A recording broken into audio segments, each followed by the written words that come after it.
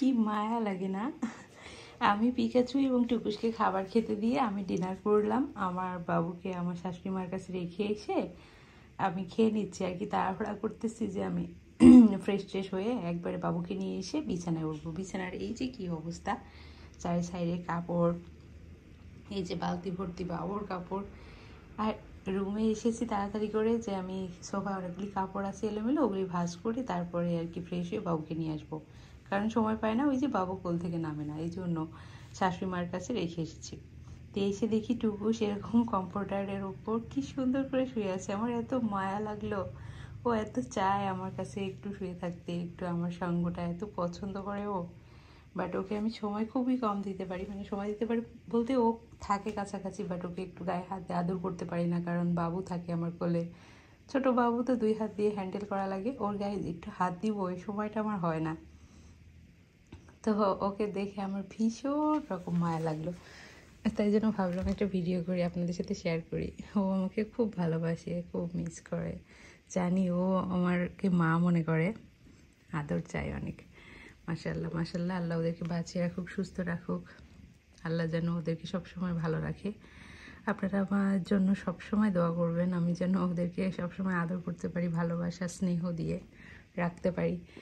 আমার সত্যি অনেক মনটা মানে কেঁপে উঠেছে, টুকু শেষে কেমন করে আমার শরীরে একটু গন্ধ পাই যে কমফোর্টারের উপর, তাই কি সুন্দর করে এসে শুয়েছে।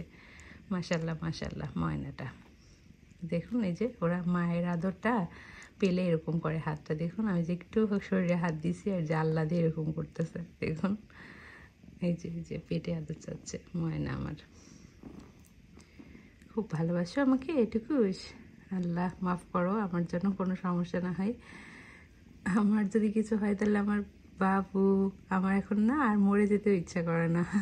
আগে রাগটা হলে মনে হতো যে পৃথিবীতে থেকে লাভ কি, কিন্তু এখন মনে হয় যে পৃথিবীতে থাকা আমার অনেক দরকার। আমার ছোট্ট বাবু, আমার পিকাচু, আমার টুকুস, ওরাই তো আমার সব। আমি না থাকলে ওদেরকে যত্ন করবে এরকম লাগে আমার এখন। সত্যি নিজের বাচ্চা আর বিড়াল বাচ্চার মধ্যে আসলে তেমন কোনো পার্থক্য নেই, ওদেরকে আসলে ভালোবাসাটা খুবই জরুরি। ময়না, ও ময়না শুয়ে থাকো, আমি তাড়াতাড়ি করে ফ্রেশ হয়ে তারপরে বাবুকে নিয়ে আসি, কারণ হচ্ছে বাবু আবার কান্না শুরু করে দিলে তখন আবার আরেক অবস্থা। তো সবাই ভালো থাকবেন, সুস্থ থাকবেন, দোয়া করবেন, পিকাচু টুকুস সবার জন্য দোয়া করবেন, বাবু আমার জন্য দোয়া করবেন। আমি খুব তাড়াতাড়ি আমার ময়না সোনা সবাই বড় হয়ে যায়, আর ময়না সোনা সবাইকে নিয়ে সুস্থ সুন্দরভাবে বসবাস করতে পারি। আজ এই পর্যন্তই, সবাই ভালো থাকবেন, সুস্থ থাকবেন, আল্লাহ হাফিজ। আর আমার চ্যানেলের সাথেই থাকবেন, আমি খুব শীঘ্রই আপনাদেরকে ইনফরমেটিভ ভিডিও দেওয়ার চেষ্টা করব। আল্লাহ হাফিজ।